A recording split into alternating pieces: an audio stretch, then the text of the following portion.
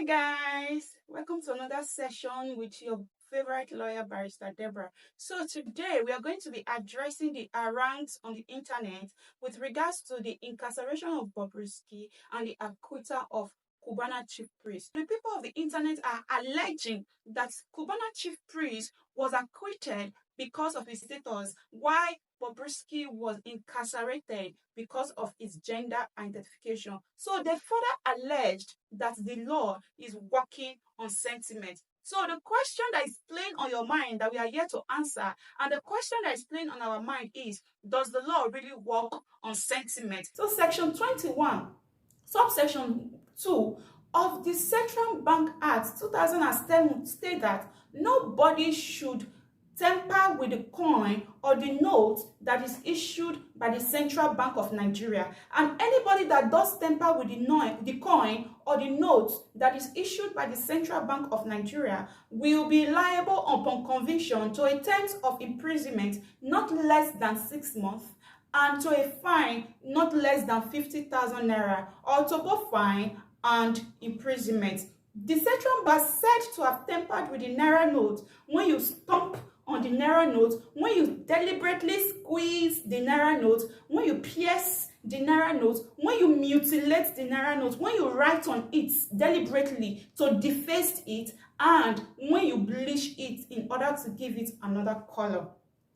Section 21, subsection 5, further to place restriction on those people that adorn the Naira note with any ointment or ribbons. So it states that anybody, the Naira note should not be adorned. It states that anybody that adorned the Naira note will be guilty of the offense that is stated in Section 21, subsection 2 of the Central Bank Act. That is to say, those cake vendors, Instagram, Facebook cake vendors that does cake and then use Naira notes to decorate it, it is an offense and desist from it. Also, those people that does gifts and then they do gifts for clients and then they will do Naira notes gifts and use ribbons to tie it, to adorn it, it is an offense. Desist from it. If you don't desist from it, one session of Kirikiri prison will be there waiting for you, and you cannot do anything about it when the law gets a hold of you. So this now brought us to the second part, which is when you plead guilty, what does the law say?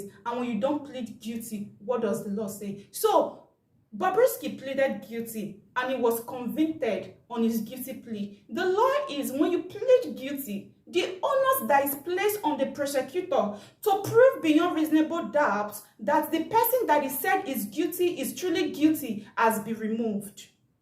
That is, the prosecutor will not lead evidence again. The court will convict the accused on his guilty plea. Bobrisky made the case easy for the prosecutor. The prosecutor that should have led evidence, cross-examination, and trial with comments, the Bobrisky has reduced all those ones because he pleaded guilty and he was tried accordingly and convicted in accordance with his guilty plea. But Cubana Chief Priest has said he is not guilty.